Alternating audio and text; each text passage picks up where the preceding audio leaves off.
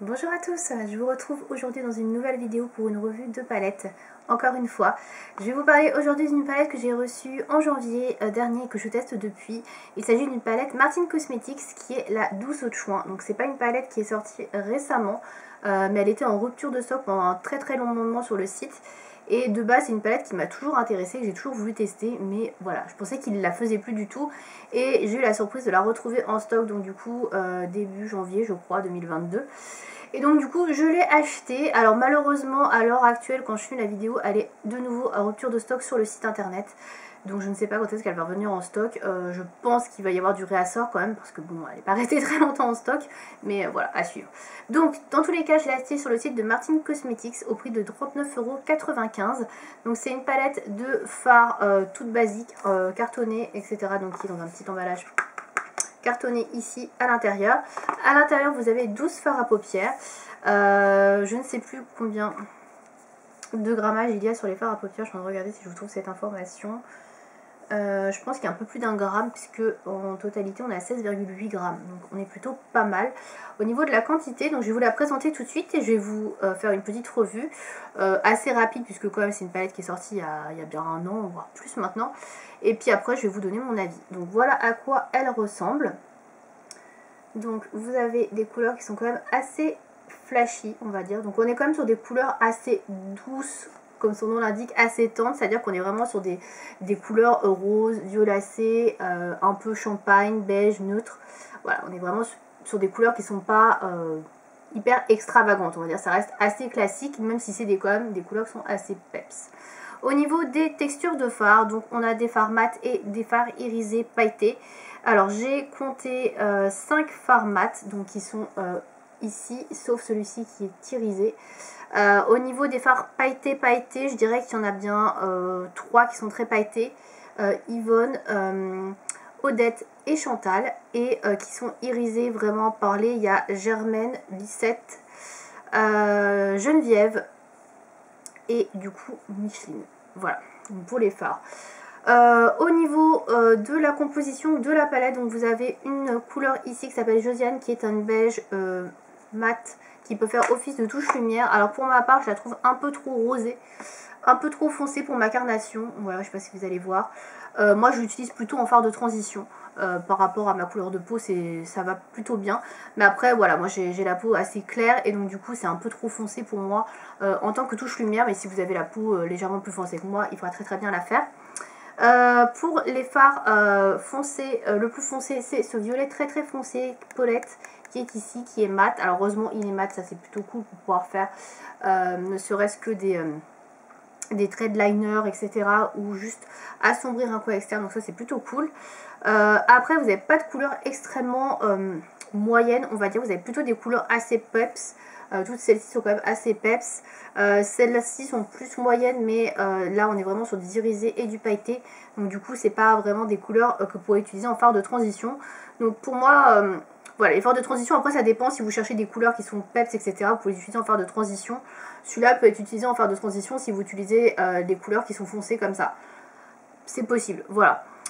Donc au niveau des textures de fard, les fards se prélèvent très bien, que ce soit au doigt ou au pinceau. Alors effectivement pour les fards pailletés, il faut préférer les prélever plutôt avec le doigt, je trouve, pour avoir vraiment l'intensité et pouvoir faire ressortir, vous voyez, les irisés. Donc là j'ai prélevé au doigt le fard Odette. Pareil pour les fards qui sont un peu plus pailletés, comme Chantal ou Yvonne, donc qui sont ces deux-là. Donc là j'ai Chantal et là j'ai Yvonne. Hop. Vous avez vraiment des irisés qu'on voit vraiment beaucoup mieux une fois que la couleur est déposée au doigt. Ça ressort un petit peu moins bien quand vous utilisez un pinceau, donc ça il faut le savoir, ou alors il faut humidifier un petit peu le pinceau pour pouvoir prélever le pigment ou utiliser un spray fixateur. Après ça c'est vous qui voyez, mais si vous voulez avoir vraiment l'intensité des paillettes qui ressort, je pense que voilà, il faut utiliser humidifier. Donc on va passer aux points positifs. Donc les points positifs, comme je le disais, on a quand même un beau mélange de mat et d'irisé. On est à peu près à la moitié pour chacun, donc ça c'est plutôt cool. Ça fait plusieurs possibilités de maquillage, donc on peut rester sur des maquillages assez peps ici. Et là vous avez des couleurs un peu plus portables mais irisées, donc ça c'est plutôt cool si vous voulez quelque chose de plutôt lumineux ou si vous voulez quelque chose de peps mais pas trop lumineux on va dire. Donc ça c'est plutôt pas mal. Au niveau des autres points positifs, donc je disais les fards sont pas trop poudreux, ils se prélèvent bien, ils se mélangent bien entre eux, ils s'estompent plutôt bien, donc j'ai pas eu de soucis pour les travailler, donc ça c'est plutôt cool. Au niveau de la tenue, pareil, ils tiennent très bien. Alors moi, toujours avec une base à paupières, parce que sinon j'ai aucun fard à paupières qui tient, tellement j'ai les paupières grasses. Mais bon, ça c'est une autre histoire. Mais sinon ça tient très très bien, en tout cas, toute la journée, sans souci, avec une petite base à paupières, c'est nickel. Il n'y a pas de souci de tenue. Voilà.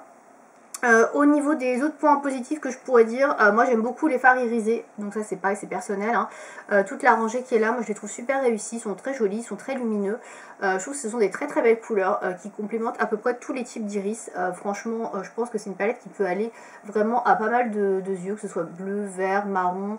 Je pense que ça peut aller vraiment à tous les types d'iris parce que c'est des couleurs qui sont quand même assez facilement travaillables et c'est des teintes qui vont à peu près à tout le monde, notamment les teintes irisées. Je pense que là ça fait bien ressortir vraiment tous les types d'yeux, donc ça c'est plutôt cool.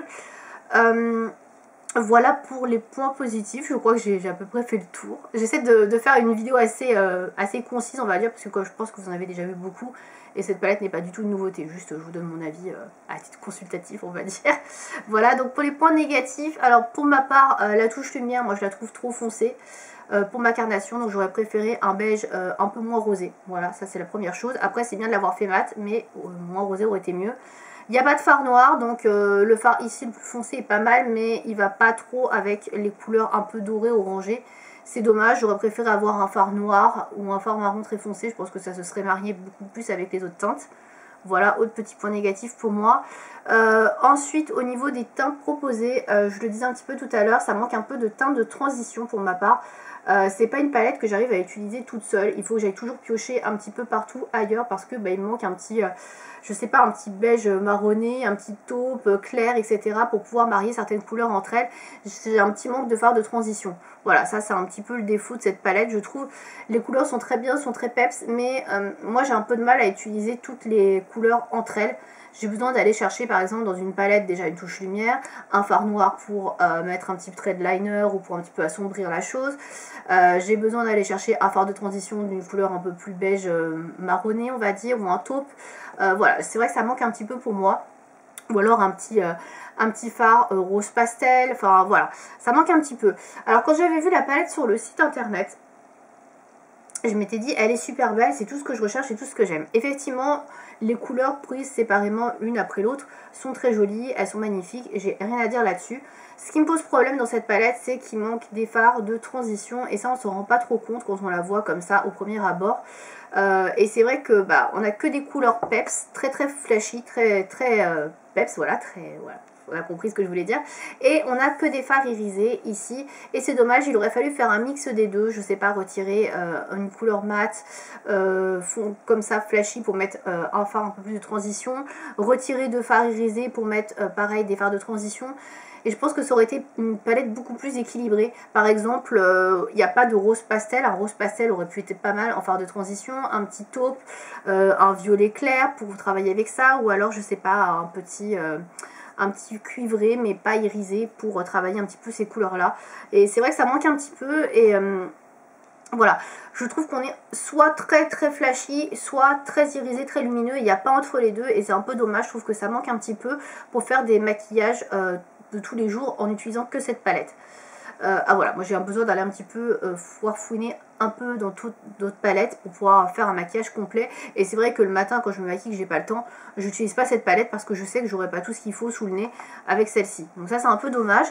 Après c'est pas très gênant, hein. Les fards sont de très bonne qualité, les couleurs sont jolies. Je regrette pas du tout mon achat, mais après pour moi c'est pas une palette qui suffit à elle-même. Et c'est vrai que moi j'aime bien avoir une palette qui suffit à elle-même, même si c'est pas toujours le cas. Alors des fois on le sait tout de suite quand on l'achète. Là c'est vrai que je présageais pas qu'il allait manquer des couleurs. Comme j'avais vu qu'il y avait une touche lumière, qu'il y avait un fard assez foncé, je me suis dit ça devrait le faire. Mais en fait c'est vrai que en l'utilisant au quotidien avec la pratique, il manque quand même quelques petits fards neutres, un peu plus, comment dire, un peu plus neutre, voilà, tout simplement. Je trouve pas d'autres mots pour dire ce que je veux dire. Mais voilà, donc du coup, pour moi, c'est une bonne palette. Est-ce qu'elle vaut 39,95 €? Je suis pas persuadée, clairement. Même si la qualité est bonne, on est quand même sur un packaging très basique. Voilà, après, je sais qu'effectivement, c'est cher à la production. C'est pas une grosse marque de cosmétiques, donc je comprends le prix. Après, voilà, je vous la conseille si vous aimez ce genre de couleur, mais si vous avez d'autres maquillages, d'autres palettes à côté pour pouvoir compléter, parce que effectivement il n'y aura pas tout dans cette palette là. Voilà, je vous la conseille dans ce cas là. Après, si vous n'aimez pas les tons roses, etc., les couleurs assez douces, on va dire, un peu femme, c'est pas le genre de palette qui pourra vous plaire à mon avis. Voilà. Je pense que j'ai fait le tour sur cette revue de palettes. N'hésitez pas à me poser vos questions dans les commentaires si vous avez des interrogations sur quelque chose. N'hésitez pas, voilà. Et puis je vous dis à bientôt pour une prochaine vidéo. Salut!